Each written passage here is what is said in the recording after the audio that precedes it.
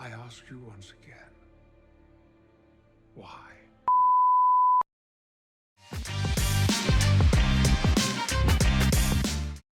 So, you know, it's here. Whatever, let's just get it out the way. I'm Al, this is the Geek in Review, and I'm talking about the Star Trek Season 2 finale of Star Trek Picard. Yeah, let's get to it.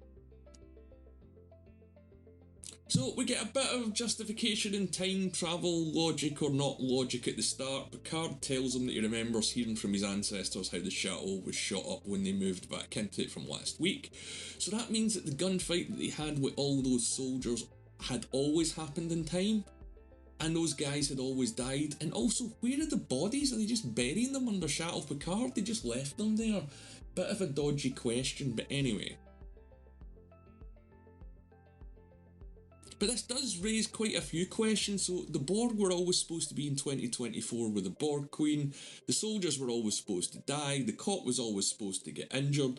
If this is all happening the way it was supposed to, nothing means anything. And I thought they were supposed to change the past instead of making sure it was fulfilled.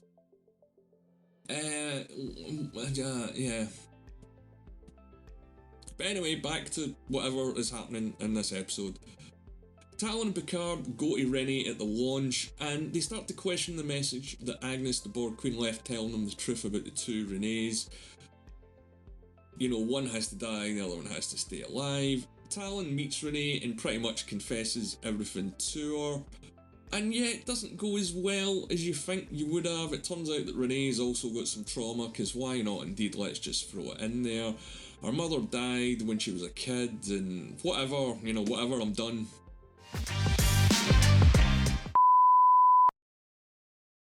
And, you know, as soon as I seen this scene, I thought this is one of the first of several emotional speeches we're going to get here.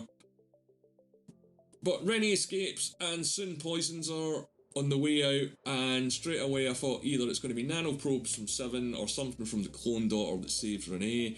But she dies in Picard's arms, and that means that Picard would never have been born, so none of this matters, which means anything, whatever. And the rocket takes off without Renee, she's dying in Picard's arms, so I guess the future's now pretty much fucked.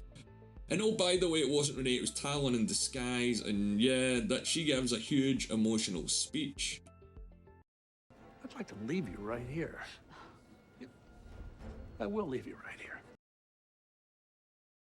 But Soon's got a backup plan with drones that Rios and Seven and Raffi stop pretty easily, and Soon is just a sort of turns into a Bond villain in this episode. One daughter comes back and destroys his work, so he's fucked. But he's got a secret file, and it says 1996, and it says Project Can. So although there's been no mention of the eugenics wars or the super soldiers or all that stuff, apparently it's all going on. They do mention it in Strange New Worlds as well, but it doesn't tie in, don't even worry about it. There's no logic anywhere, this all means nothing, your life is a complete mess.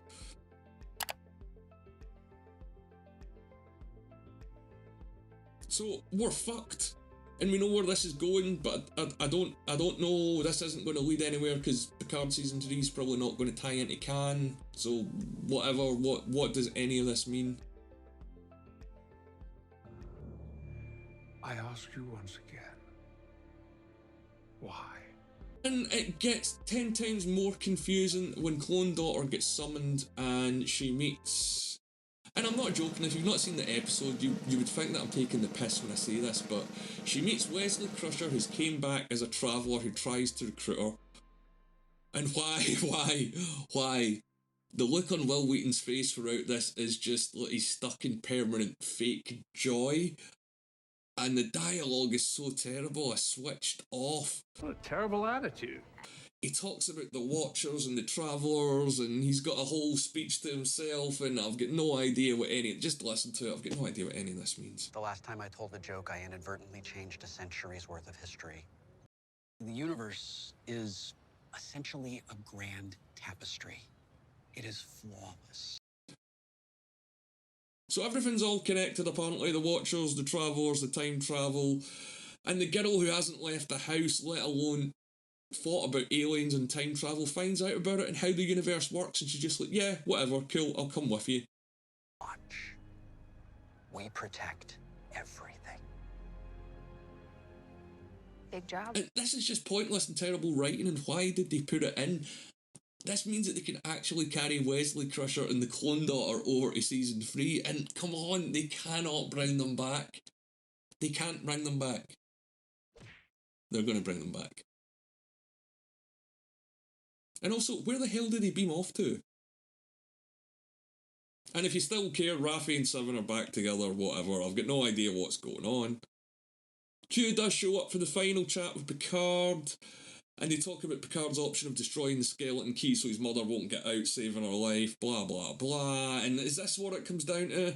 Picard's forgiveness that Q mentioned earlier on in the season is a forgiveness of himself. Why? What does any of this mean? I'm so confused. This is either so smart I don't get it, or I'm so dumb I don't get it. Going back to Q, he's dying and doesn't want Picard to die alone, so all this had to happen. I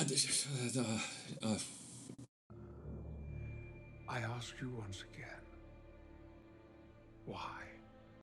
My mind is blown. I'm going to make another video talking about Picard Season 2 in more detail, because there's no point talking about the logic of this episode, because at this point there is none. Who is this for? Who is watching this? This is... Anyway, whatever, back to it. So, they're still stuck in the past. Q sacrifices himself to send them home, apart from Rios, because, you know, he forgot about that, because writing. So he decides to stay in the past and become his own granddad or whatever. I don't know what's going on there. So he's out for season 3, and that's a real shame, because I would have liked to have seen Rios interact with characters like Riker and Worf. And his speech that he gives to Picard about why he's staying doesn't make sense. He says it's because Picard changed his life and gave him a family with Seven and Raffi, and he decides in that case he's got to abandon his family, but whatever, I'm done. So we're in the third or the fourth speech, and none of them made sense or anything. I'll need to watch this back. It's been a busy day. I've had this, Strange New Worlds and Doctor Strange reviews, and yeah, I don't know if it's me. It's probably not me. Let me know what you think. But anyway, Q snaps his fingers and they're back on the Stargazer, whatever. And Picard recognises the song, so he stops the crew. We finally get the reveal that the Queen's Jurati, but, you know, we knew that.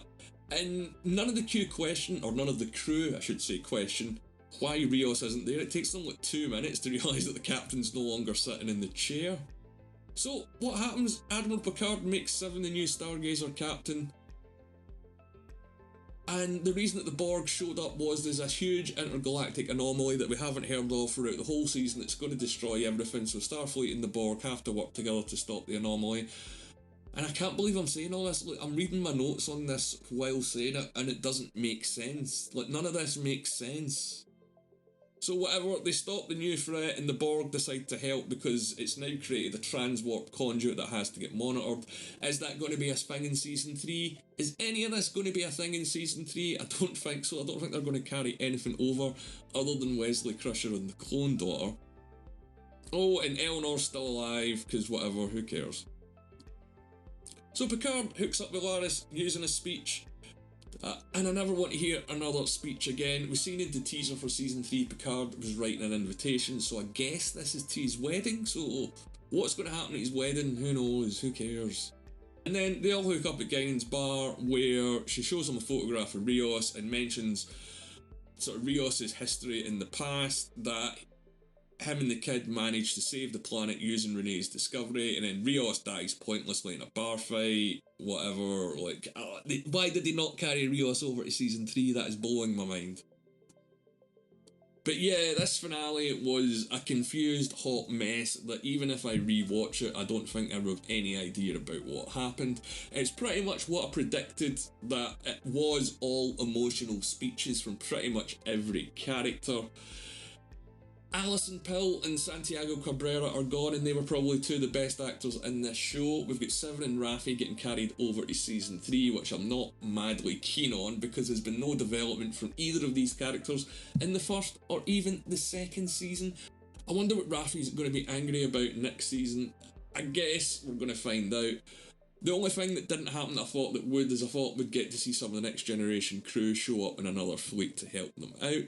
And I'm surprised we didn't really get a trailer for Season 3 either. But yeah, I watched this after I watched Strange New Worlds, and I definitely watched it in the wrong order. because Strange New Worlds was completely amazing compared to this. Even in first episodes, the characters were there, the story was there, it was developed, it mostly made sense. This last episode really went off the deep end and has such a nonsense plot. I mean, where is the Khan thing gonna go?